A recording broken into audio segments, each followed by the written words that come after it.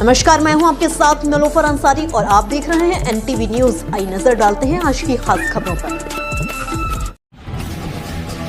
Naroda police की सराहनीय कार्रवाई। 24 और 48 घंटे में 2 नाबालिग लड़कियां सुरक्षित बरामद। दोनों आरोपी गिरफ्तार। नरोडा पुलिस स्टेशन में दर्ज नाबालिग लड़कियों की गुमशुदगी की शिकायतों पर त्वरित कार्रवाई करते हुए पुलिस ने रिमार्केबल सफलता हासिल की है। पहली गुमशुदगी नाबालिग को पुलिस ने 24 घंटे के भीतर कच्छ से सुरक्षित बरामद कर ली, जबकि दूसरी नाबालिग लड़की को 48 घंटे में फागवेल खाते से सुरक्षित वापस लाया गया।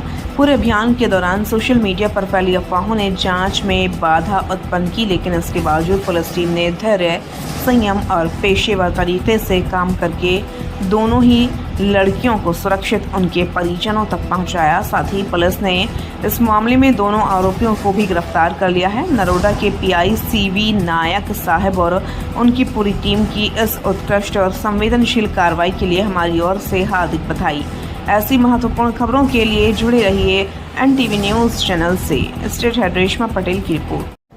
છેલ્લા 2-3 દિવસથી આ બંને સગીર જે દીકરીઓ છે એ ગુમ થવા બાબતની જે વાતો મીડિયામાં ચાલી રહ્યો છે તે બાબતે આપની સમસ્ત મીડિયાને જણાવવા માંગીએ છીએ કે આ ગુનાની જે જાહેરાત અમારા સમક્ષ તારીખ 13 તારીખના દિવસે કરવામાં આવેલ અને તે બાબતે તાત્કાલિક ગુનો દાખલ કરી અને આગળની તપાસ શરૂ કરવામાં આવેલ હતી। પ્રથમ દીકરી જે છે એને તાત્કાલિક 24 કલાકના અંદર અમે ગાંધીધામ કચ્છથી શોધી લાયા અને એમના વાલીને પરત કરવામાં આવેલ હતી। બીજી દીકરી જે છે જેને આજ રોજ અમે કઠલાલ ખેડા જિલ્લામાંથી શોધેલ છે અને તેને પણ એમના વાલીને સોંપેલ છે। આ બાબતે જે ગુનો દાખલ કરવા આવ્યો તે અંગે બંને દીકરીઓને જે ભગાડી લઈ જનાર આરોપીઓ છે એમને પણ ધરપકડ કરવામાં આવેલ છે અને એ બાબતે કાયદેસરની કાર્યવાહી ચાલુ છે। સગીરા છે બંને પોક્સોની કલમ દાખલ કરવામાં છે, બંનેમાં અલગ અલગ કેસ દાખલ કરવામાં છે કે એક જ કેસ?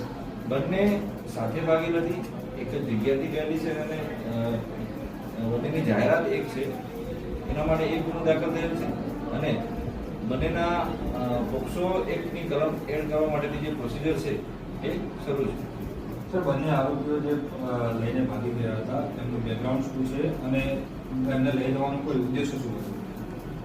જે બંને આરોપીઓ છે એ ભોગ બનનારના પાડોશમાં જ રહેતા હતા અને એકબીજાને ઓળખતા હતા સારી રીતે અને એમને કહેવા મુજબ એ જે દીકરીઓ છે એમની સંમતિથી ગયેલા હતી, પરંતુ બહુ નાની ઉંમરની છે, વિચારવાની અને સારા અને નરસાની એમની આવડત નથી, જેથી અને એમના કન્સર્ન કોઈ માન્ય રાખતો નથી એ બાબત એને જેના કારણે ગુનો દાખલ કરવામાં આવ્યો।